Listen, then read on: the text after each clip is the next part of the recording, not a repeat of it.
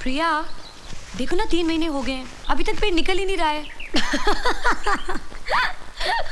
मधु, 3 महीने में नहीं, 5-6 महीने के बाद ही निकलना शुरू होता है। जब मैं लास्ट ईयर एक्सपेक्ट करी थी ना, तो मैं भी तुम्हारी तरह परेशान थी। फिर सासू माँ ने मुझे बताया। सास? अरे बाप रे, ये सास तो बहुत डेंजर होती है ना। नहीं, मेरी सासू माँ ऐसी नहीं है, वो तो बहुत अच्छी है, मुझे बहुत प्यार करती है।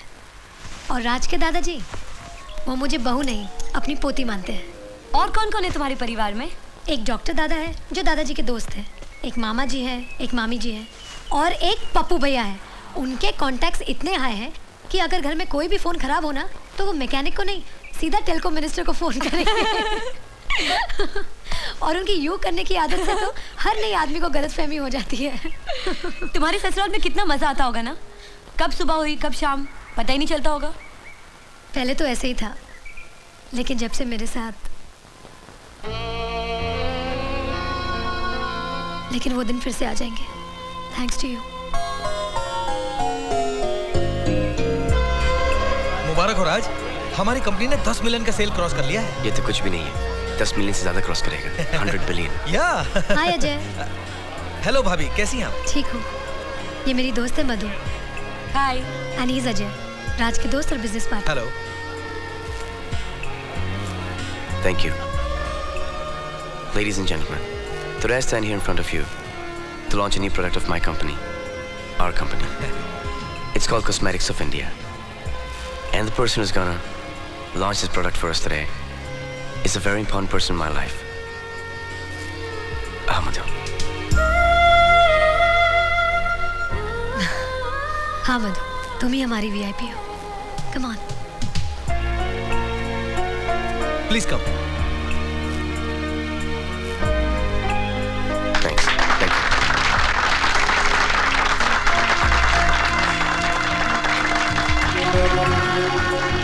ए सेठ, इधर आना।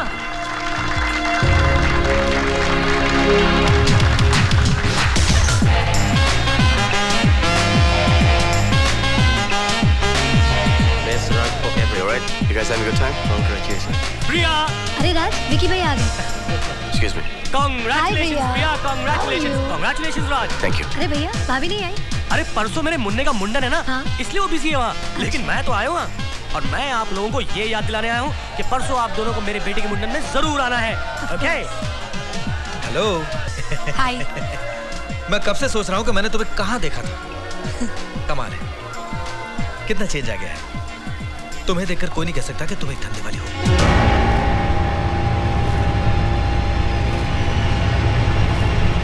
तुम्हें किसने बताया? मेरे और राज के बीच कभी कोई सीक्रेट नहीं रहती।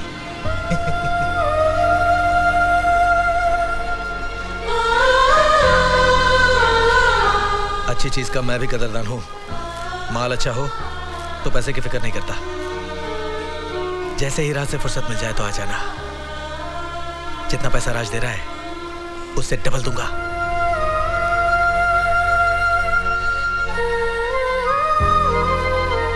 ओके। ओके?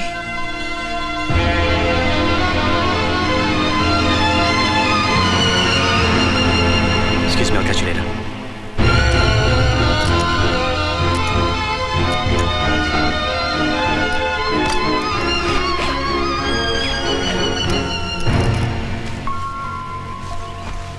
तुम पार्टी छोड़ के यहाँ क्यों चली गई? मुझे यहाँ नहीं रहना, मैं वापस जा रही हूँ। क्यों, क्या हुआ? किसी ने कुछ कहा? तुम अमीर लोग सब एक जैसे होते हो, अपने मतलब के लिए क्या क्या खेल खेलते हो। पहले मुझे इतनी इज्जत देके आसमान पे बिठा दिया और फिर एक ही झटके में जमीन पे लाके गिरा दिया। अरे तुम्हें बच्चा ही चाहिए था ना, तो वो तो मैं तुम्हें सड़क पे भी पैदा करके दे सकती थी। क्या जरूरत थी मुझे अपनी सोसाइटी के लायक बनाने की, जब तुम्हें अपने दोस्तों से यही कहना था कि मैं एक धंधे वाली हूँ।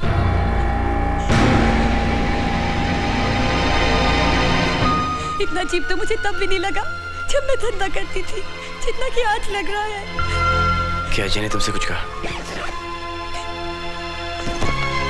मधु, मैंने किसी से कुछ नहीं कहा। उस दिन बॉम्बे की कॉन्फ्रेंस में जब तुम आई थी, मधु।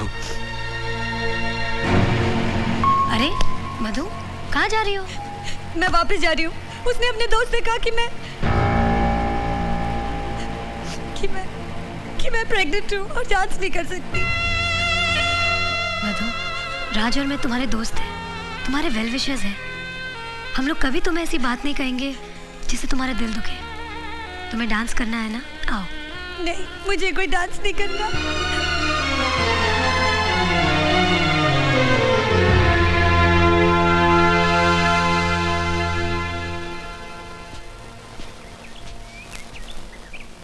राज, इंसान जिसे अपना समझता है ना, उसको छोटी सी बात भी दिल पे लग जाती है।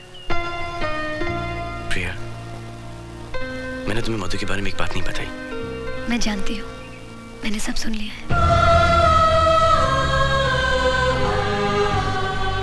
तुमने अच्छा ही किया कि ये बात तुमने पहले मुझे नहीं बताई। हो सकता है कि ये बात जानने के बाद उस वक्त मैं मधु को एक्सेप्ट नहीं करती, लेकिन आज मैं कह सकती हूँ कि हमारे बच्चे को जन्म देने के लिए मधु से अच्छी लड़की नहीं मिल सकती थी। है ना?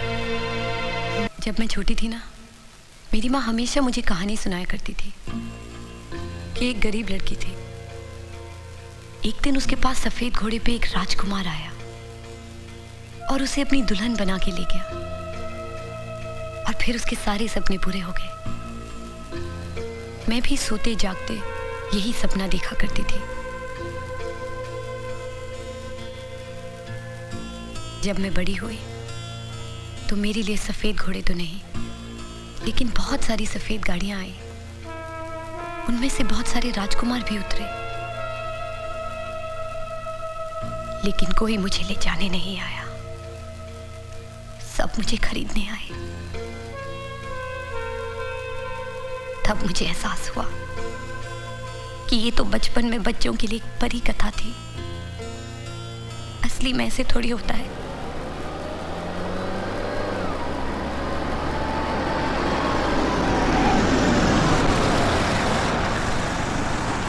Thank you very much.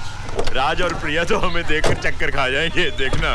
ए छोटू, जल्दी से सामान नीचे उतार, चल। अरे बंसी जी, इतना सामान मैं कैसे उठाऊंगा? आओ मेरे साथ।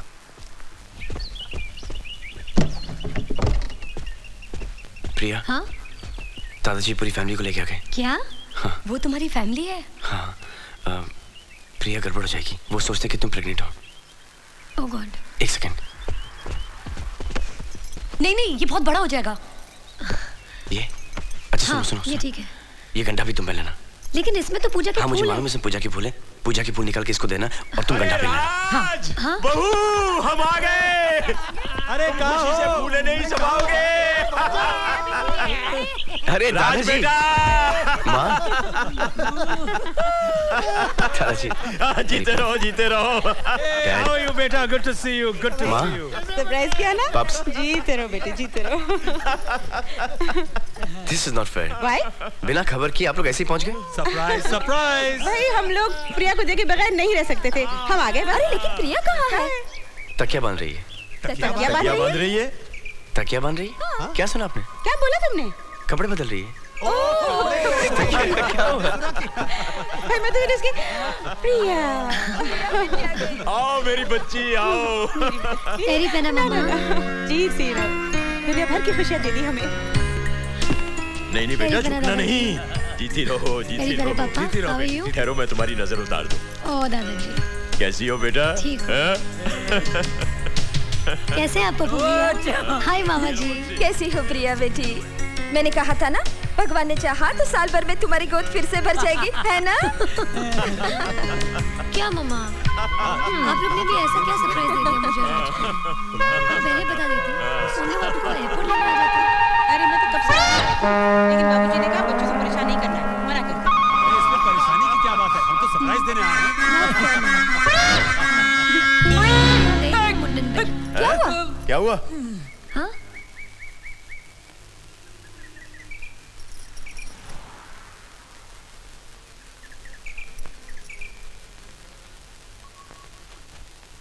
ये मेरी दोस्त की बीवी है, मधु।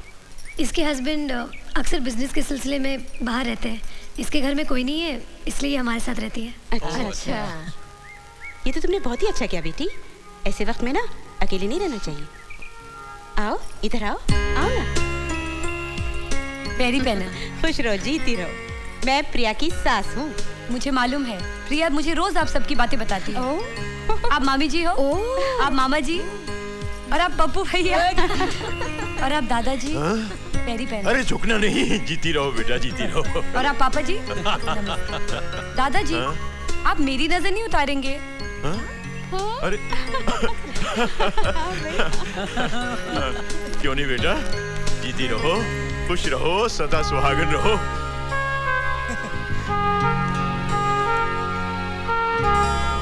डरने की बात नहीं है। मिथुन चक्रवर्ती ऊटी में क्यों रहते हैं? ताकि वहाँ के लोगों में वो गोरा दिखाई दे। दादाजी बिस्किट। Thank you. मधु बेटा, तुम्हारा पति क्या बिजनेस करता है? जी वो इंपोर्ट एक्सपोर्ट का। हाँ दादाजी, इसलिए कभी यूके, ऑस्ट्रिया, इंडोनेशिया, हमेशा मलेशिया। बाहर ही रहता है। अच्छा अच्छा अच्छा। भाई कुछ भी हो, बिजनेस तो चलता ही रहता है, लेकिन ऐसे समय में पति को पत्नी के पास ही होना चाहिए। कोई बात नहीं बहू, जैसे हम अपनी प्रिया की देखभाल करेंगे वैसे ही इसकी भी देखभाल करेंगे। माता पुनि बोली सोमति डोली तजहु तात ये रूपा, कीजिए शिशु लीला ति प्रियशीला ये सुख परम अनूपा, सुनी बचन सुजाना रोदन ठाना होई बालक सुरभूपा।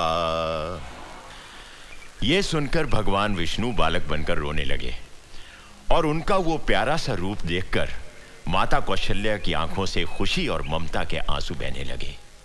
कहते हैं कि भगवान रामचंद्र जी के जन्म का वर्णन अगर गर्भवती माँ सुनती है तो उसके बच्चे को भी अच्छा लगता है। तुम जरा महसूस करके देखना, कोई ना कोई हरकत अंदर जरूर हो रही होगी। सुनी शिशु रुदन परम प्रिय बानी, संभ्रम चली आई सब रानी, हर्षित जहाँ धाई दा। अरे मधु बेटी, तुम वहां क्यों खड़ी हो? इधर आके बैठो। आओ आओ बैठो। हाँ तो सुनो, भगवान श्री राम के जन्म के समय पिता दशरथ की क्या हालत थी? क्योंकि जितनी खुशी बच्चे के होने के समय माँ को होती है, उससे दुगनी पिता को होती है। तू क्या सोच रही है बेटी? यही ना कि तेरा पति तेरे साथ नहीं है। इसमें जरूर उसकी कोई मजबूरी होगी, लेकिन वो हर समय तेरे और तेरे बच्चे के बारे में ही सोचता होगा। हाँ तो तुलसीदास जी ने कहा, काम कोटि छवि साम शरीरा।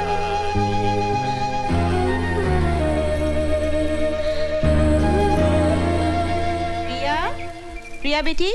जी माँ। बेटी वो सौंठ के लड्डू है, याद है? मैं दिल्ली से लेकर आई हूँ तेरे लिए। ले खा ली, शाबाश।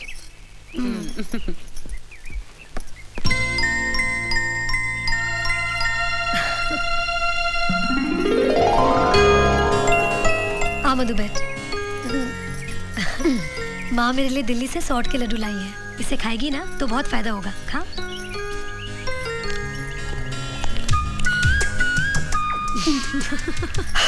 तीखा है ना? लास्ट जब मैं पे करी थी ना तो मुझे भी बहुत तीखे लगते थे, इसलिए माँ मुझे अपने सामने बिठाकर जबरदस्ती खिलाती थी। एक और खाएगी? अरे मारी, कहना नहीं मैंने लड्डू खिलाया। ओके मधु। जी माँ जी। अरे तुम यहाँ हो और मैं तुम्हें तुम्हारे कमरे में ढूंढ रही थी। मैं दादाजी के पास बैठी थी। क्या बात है, तुम रो रही हो? नहीं नहीं नहीं, मैं रोने वाली पिक्चर देख रही थी ना, इसीलिए। रो पड़ी। चल तो मेरे साथ। चल बैठ, आराम से आराम से।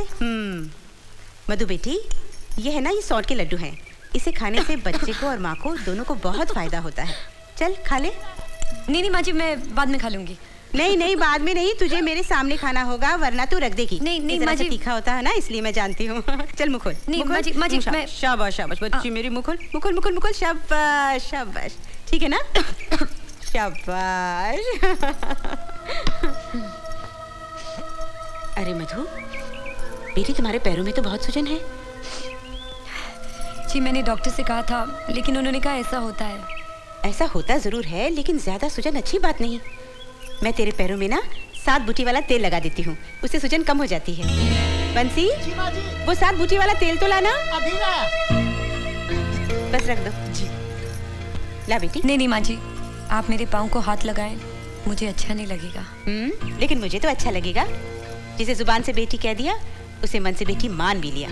तू मेरी बेटी है ना? हाँ?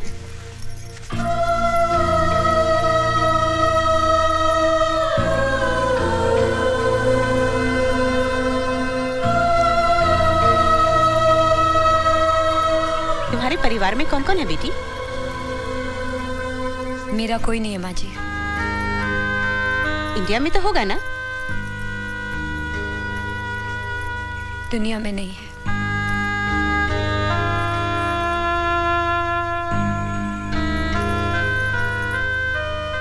आज के बाद फिर कभी मत कहना कि मेरा कोई नहीं है। अब से ये सारा परिवार तुम्हारा है।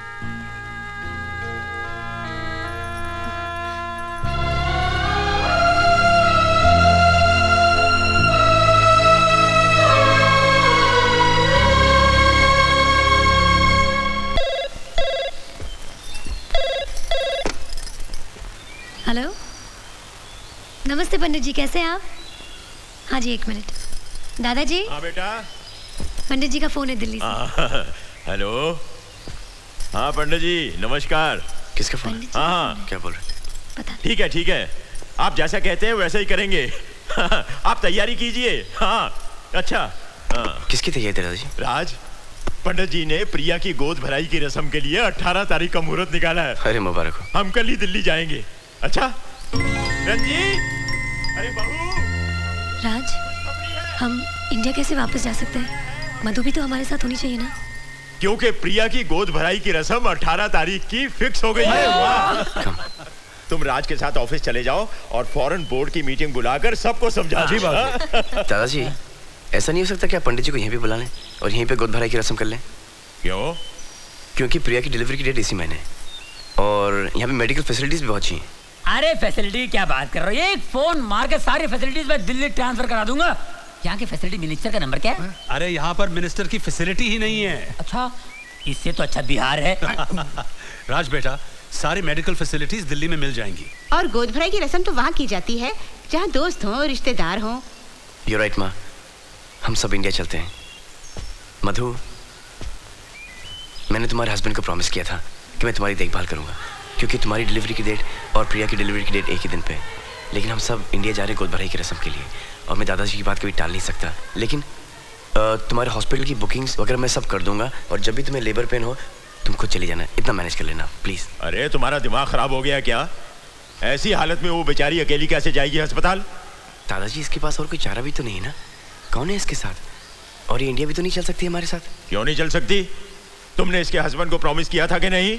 जी किया तो था। सब लोग सुन लो, ये मेरा फैसला है कि मधु हमारे साथ दिल्ली जाएगी। क्यों बेटा, मुझे कोई एतराज तो नहीं है ना?